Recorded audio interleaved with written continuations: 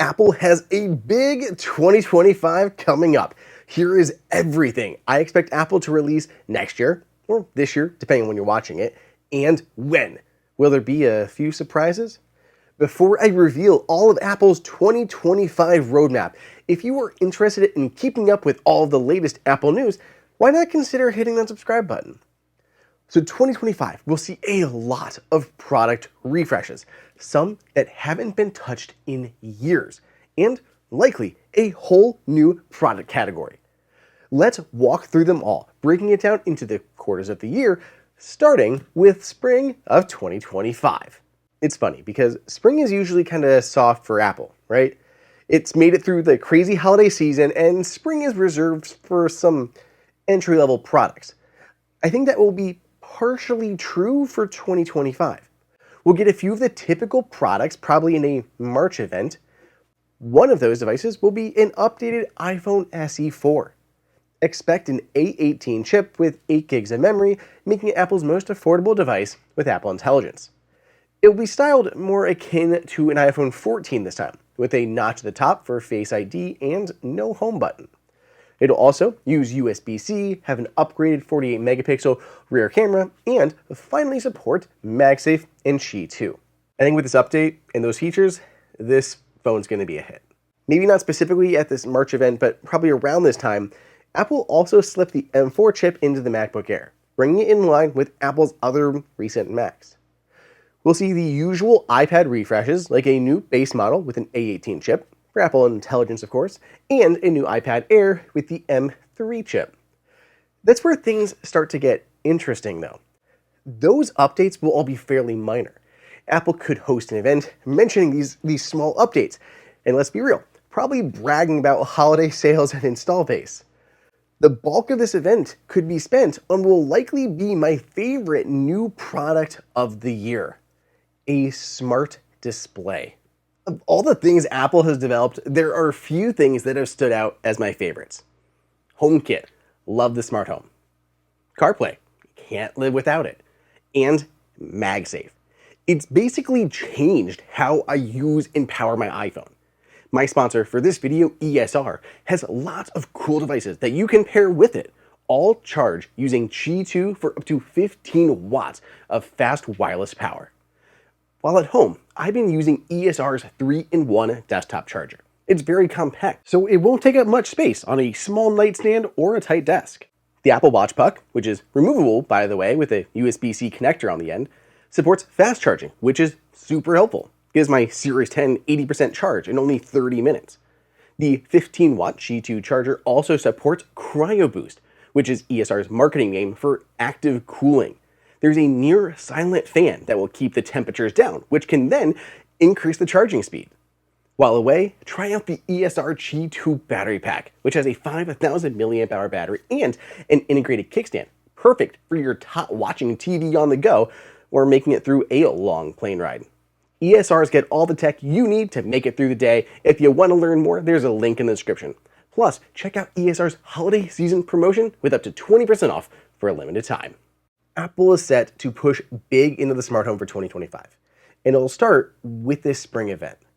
This rumored new smart display will reportedly be portable and able to mount onto your wall or onto a countertop stand, probably featuring speakers. It'll be based on the Apple TV's operating system, but dubbed Home OS, with a focus on the home. I could see Apple introducing a new Apple TV here and moving HomePod, Apple TV, and the smart display all to this new Home OS. The smart display will have a built-in FaceTime camera. The base will probably be able to move and follow you around the room, and it'll differentiate people, even if their faces aren't visible.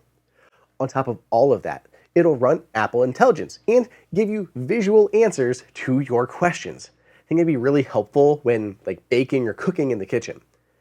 This would also coincide with the release of iOS 18.4.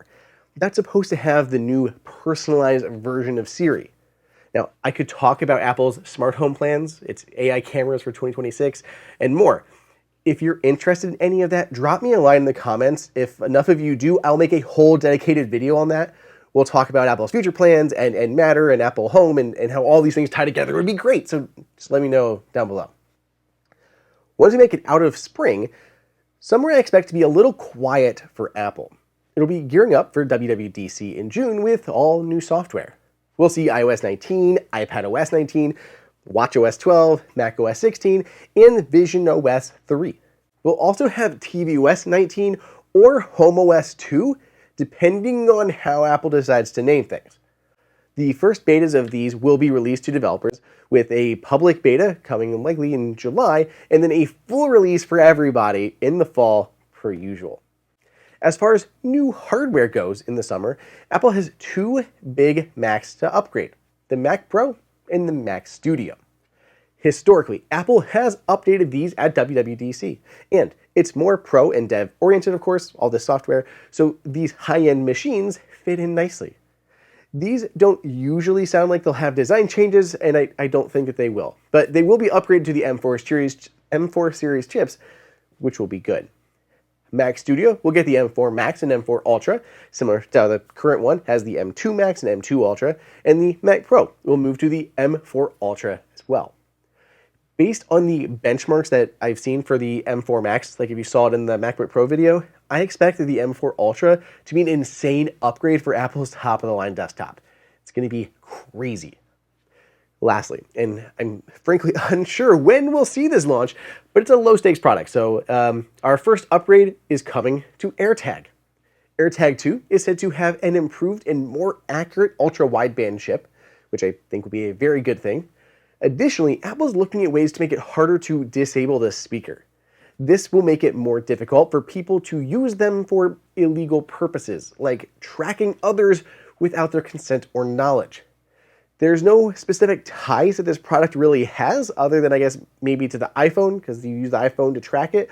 So we could see it at the fall iPhone event, or it could just be randomly updated anytime throughout the year via a press release when Apple's ready for it.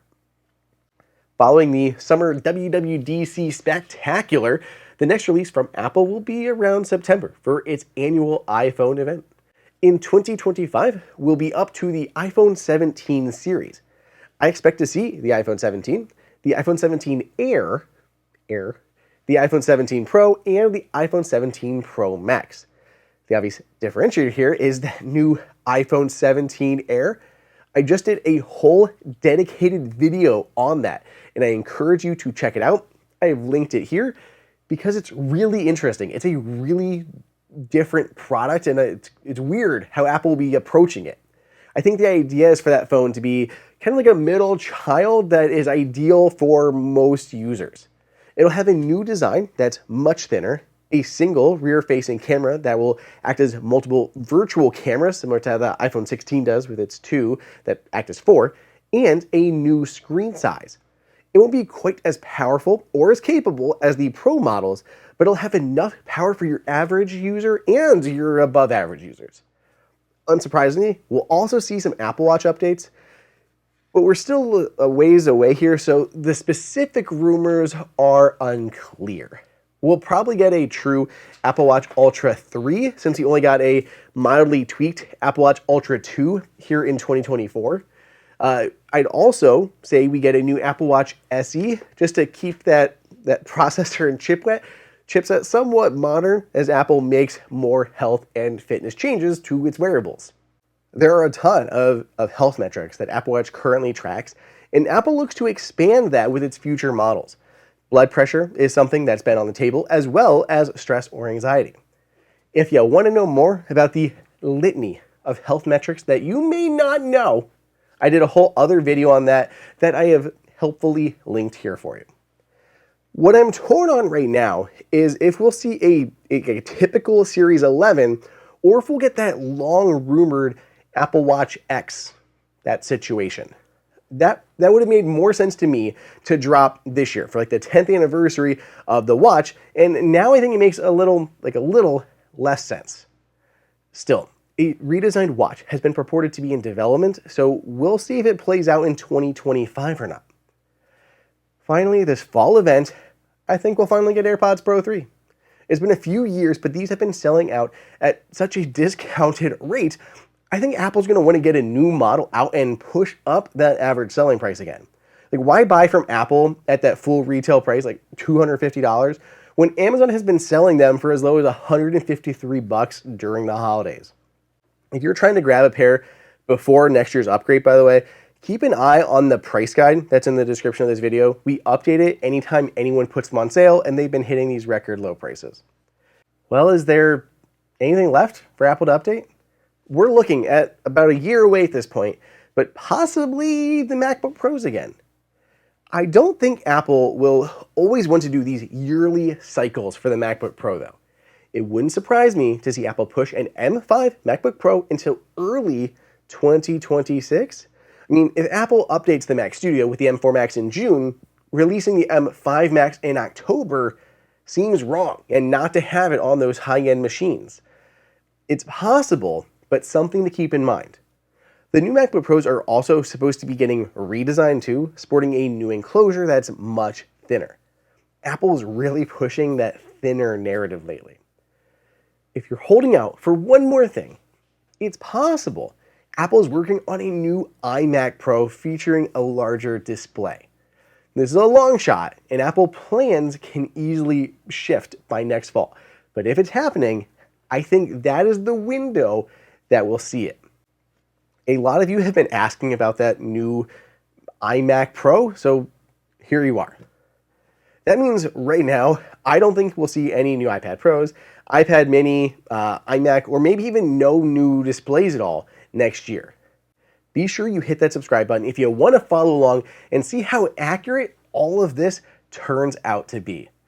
I'll even set a reminder so that next year at this time, I can follow up and see what I got right and also what I got wrong. Otherwise, I'll catch you guys in the next video.